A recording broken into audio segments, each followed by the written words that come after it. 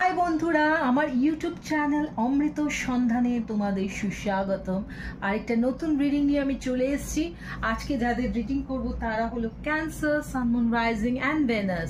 তো এটা mainly cancer সিঙ্গলসদের জন্য, যারা কিন্তু চায় তাদের জীবনে প্রেম আসুক, অথচ প্রেমে কিন্তু তাদের জীবনে রয়েছে বাধা। তো সেই কারণে দেখা যাক তাদের জীবনে কি বাধা রয়েছে যেই জন্য তারা সাকসেসফুল হতে পারছে না। চলো, Cancer, sun, moon, rising and Venus. প্রথম কার্ডটা ফিয়ার, লোনলিনেস। নেক্সট হচ্ছে বার্নড আউট।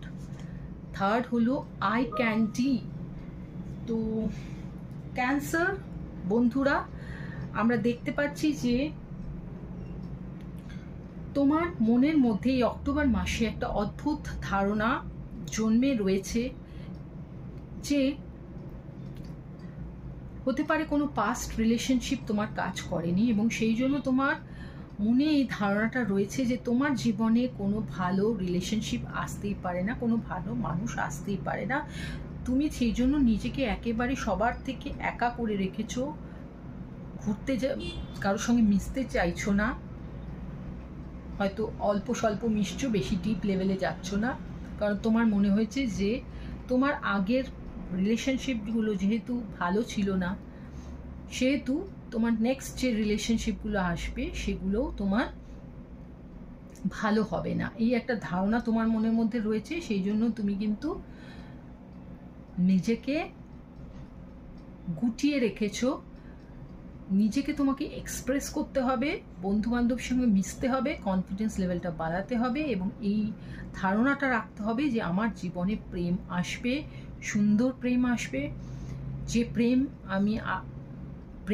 আমি স্বপ্নে দেখি সেরকম প্রেম আসবে। এই পজিটিভিটিটা যখন তোমার মনের মধ্যে আসবে, তখন কিন্তু তুমি দেখতে পারবে যে তোমার জীবনে নতুন নতুন মানুষ আসছে এবং তারা কিন্তু তোমাকে লাভ প্রপোজালও দিচ্ছে। নেক্সট দেখতে পাচ্ছি যে আগের রিলেশনশিপগুলো খারাপ হওয়ার দরুন তুমি এতটাই ইমোশনালি ভেঙে পড়েছো যে তুমি সেটা থেকে বেরোতেই পারছো না, সেইটাকেই ধরে রেখে দিয়েছো। কিছুতেই সেই বাজে রিলেশনশিপ বা বাজে অভিজ্ঞতা থেকে নিজেকে বার করে নিয়ে নিজেকে সেই লেভেলে আনতেই পারছো না যাতে তোমার জীবনে আবার নতুন করে ভালোবাসা আসে। তো তোমাকে সেই দিকটা দেখতে হবে, অপরচুনিটিস দিতে হবে সবাইকে। নিজেকে প্রথমে পাস্ট রিলেশনশিপগুলো থেকে বার করতে হবে, সেগুলো চলে গেছে, তারা আর আসবে না,